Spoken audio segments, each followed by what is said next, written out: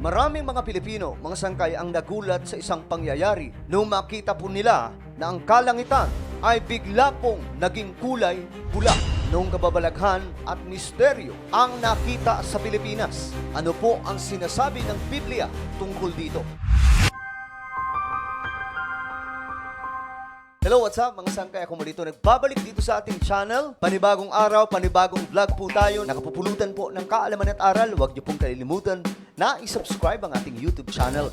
I-click ang bell at i-click niyo po yung all. At sa mga nanonood po sa Facebook, i-follow niyo po yung ating Facebook page. Today mga sangkay, pag-uusapan po natin ang isa pong kababalaghan na nangyayari sa Pilipinas nung makita po ng marami sa ating mga kababayan ang kulay pula na kalangitan. Ano ang mayroon mga sangkay?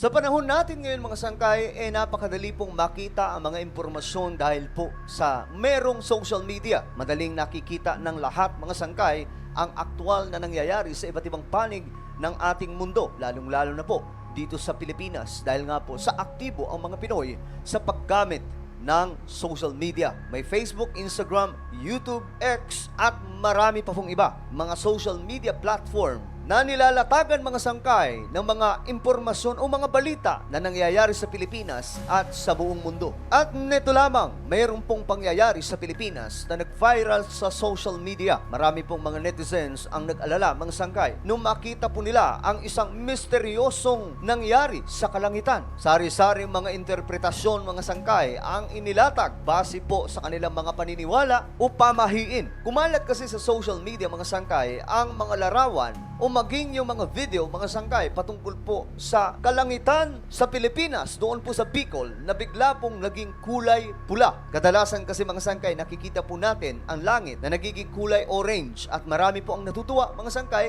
kapag nakikita ito. Subalit, ito pong pangyayari ay medyo kakaiba dahil nga po hindi kulay orange ang nakita, kundi kulay pula na tila baga nasa ibang planeta, mga sangkay, ang lugar na ito na may kulay pula na paligid. Kumalat po kaagad ito sa social media at hanggang ngayon mga sangkay na pag-uusapan kung ano nga ba ang paparating sa Pilipinas. Bakit naging kulay pula mga sangkay ang kalangitan? Pagmasdan po natin ang mga larawan na nakita po ng netizens.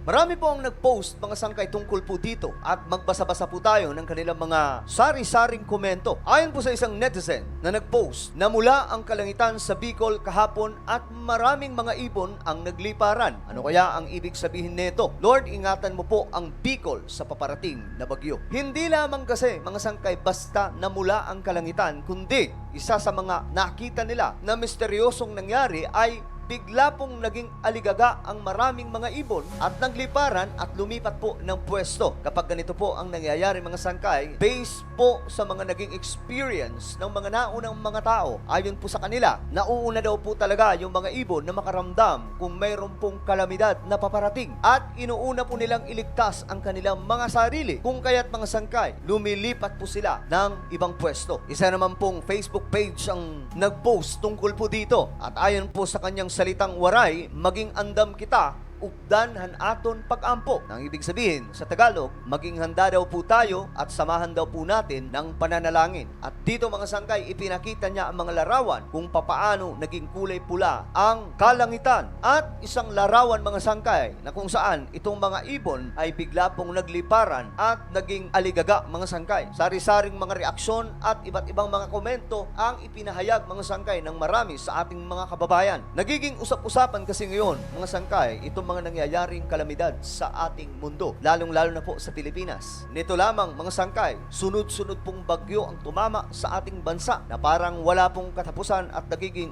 unli super typhoon. Sabay-sabay pong mga bagyo ang nabubuo sa karagatan mga sangkay, hindi lamang sa Pilipinas, kundi sa buong mundo. At isa po sa napag-uusapan ay ang paparating na malaking bagyo sa ating bansa na maraming mga tao po ang nag-aalala. Subalit mga sangkay, mamaya, tingnan po natin kung ano nga ba ang sinasabi sinabi ng salita ng Diyos o Biblia. Ano ba ang meron mga sangkay sa mga nakikita nating kababalaghan sa langit? Mayroon ba ditong sinasabi ang banal na aklat? Sa isa namang post sa Facebook, sinasabi po dito mga sangkay, I remember what my late grandma said. Kung ang kulay ng langit is red, plus if the flock of birds flew from one place to another, it means that there is a very destructive calamity coming. Kasi mas nauunang makaramdam ang mga hayop sa galaw ng mundo bago tayo. Maging handa po tayo sa paparating na super typhoon. Mga kapatid dito sa Luzon, naaalala ko tuloy last 2013 doon sa amin sa Leyte, before nangyari ang Yolanda, ang init-init nung day before the super typhoon, na tila ba walang hangin, at nung naghapon na, ganyan din ang kulay ng langit, at sa di inaasahan ay dilobyo ang aming sinapi kinabukasan. Magdasal at maging handa tayo. Isang post ang nagpapaalala mga sangkay sa lahat ng mga Pilipino na maging handa, dahil baka raw po itong kulay pula na kalangitan mga sangkay at pagiging aligaga ng mga ibon ay baka may paparating na kalamidad sa Pilipinas. Ayon naman po kay Zel Buela, kakaiba ang kulay ng langit dyan sa Kabikulan, ang mapulang liwanag sa kalangitan. Ingat po kayong lahat dyan sa mga taga Bicol. Sa maraming mga kababalaghan na nangyayari sa ating mundo, kasama na po itong pagkakaroon ng kulay pula sa kalangitan dito sa Pilipinas, sa Bicol. May sinasabi nga ba ang Biblia mga sangkay? O may nakapropesiya nga ba sa salita ng Diyos na mangyayari ang mga kahalintulad nitong mga bagay? Ayon po sa Luke chapter 21 verse 25 o Lucas, magkakaroon ng mga tanda sa araw at sa buwan at sa mga bituin.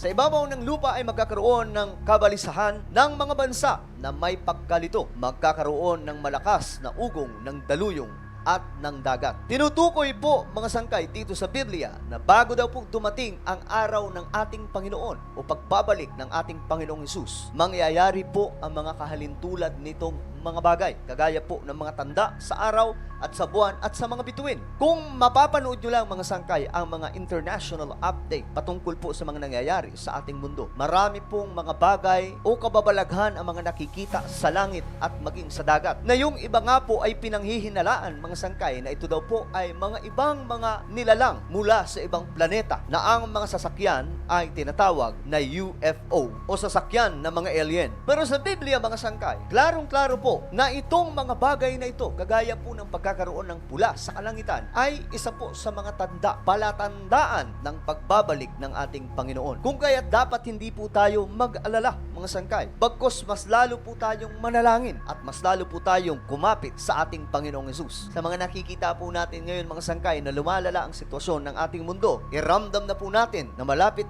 na pong babalik ang ating Panginoong Hesus. Kasama sa tinukoy mga sangkay ay ang daluyong o ugong ng karagatan, mga kababalaghan sa dagat mga sangkay na mangyayari daw bago po ang pagbabalik ng ating Panginoon. At nakaraan lamang mga sangkay, ayon po sa report, isang lugar dito sa Pilipinas nakitaan po ng napakaraming mga isda na naglitawan, habang tuwang-tuwa ang mga kababayan po natin mga sangkay sa pag-harvest sa hindi po nila inaasahang paglutang ng napakaraming mga isda. Wala po tayong kamalay-malay mga sangkay na isa po ito sa palatandaan na nakasulat sa Biblia. Ayon po sa mga gawa o Acts chapter 2 verse 19 hanggang 21, magpapakita ako ng mga kababalaghan sa langit at mga himala sa lupa, dugo, apoy at makapal na usok.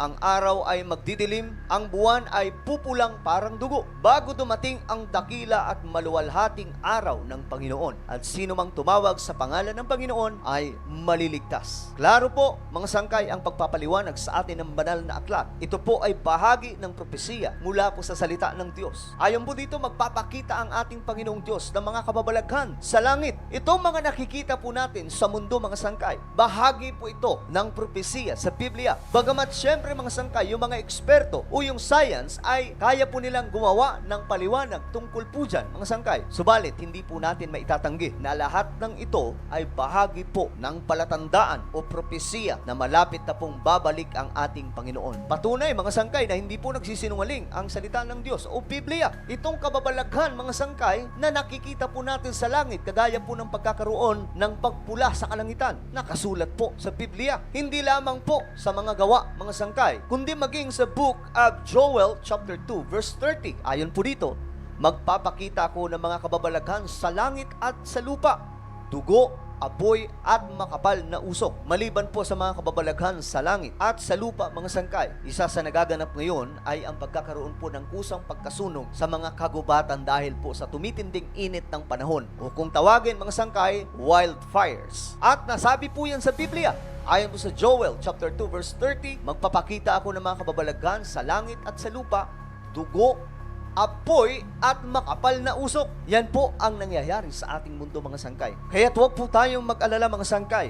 Ano man ang mangyari, maging kulay pula man ang kalangitan, anumang misteryong nangyayari sa ating mundo o kababalaghan, huwag po natin alisin ang ating pananampalataya sa Diyos. Mas lalo po nating pagtibayin ang ating relasyon sa ating Panginoon upang kahit na anong dumating na trahedya o kababalaghan sa ating mundo, meron po tayong tagapagligtas at yan po ay ang ating Panginoong Hesus. Ano po ang inyong komento mga sangkay sa ating napag-usapan ngayon? Just comment down below. Huwag niyo pong kalimutan na isubscribe ang ating YouTube channel.